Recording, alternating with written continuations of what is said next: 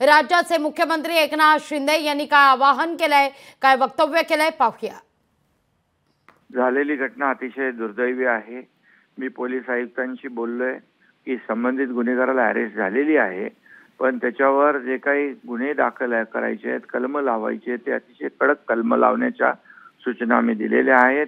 Attempt to rape असेल, पॉक्सोच्या संदर्भातली जी काही कलम असतील, जेणेकरून कुठल्याही परिस्थितीमध्ये त्याला मिळणार नाही आणि फास्ट ट्रॅकवरही केस घेण्याच्या सूचना दिल्यात।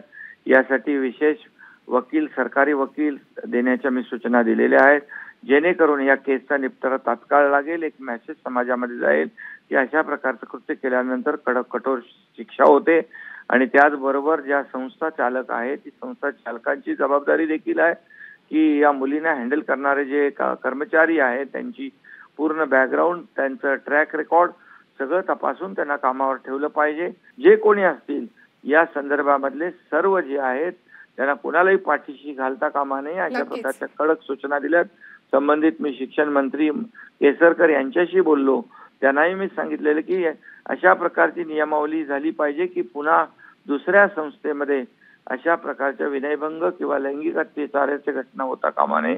या गुन्हेगारांना जरब बसली पाहिजे आणि त्यांच्यावर कठोर कारवाई झाली पाहिजे, अशा प्रकारच्या सूचना दिल्यात। अशा गुन्हेगारांवर जरब बसवण्यासाठी आपण कडक कारवाई, कडक कायदे, कडक सगळं करतो आहे। संस्था असतील, हॉस्पिटल असतील, या सर्व परिसरामधलं जे काही प्रिकॉशन्स मेजर जे घेण्याची आवश्यकता आहे, सर्व सूचना मी आज दिलेल्या आहेत आणि संबंधित विभाग त्याची काटेकोरपणे पालन करेल आणि अशा प्रकारचे घटना पुन्हा होणार नाहीत। अशा गुन्हेगारांवर जरब बसवण्यासाठी कडक शिक्षा देण्याच्या सूचना मी दिलेल्या आहेत।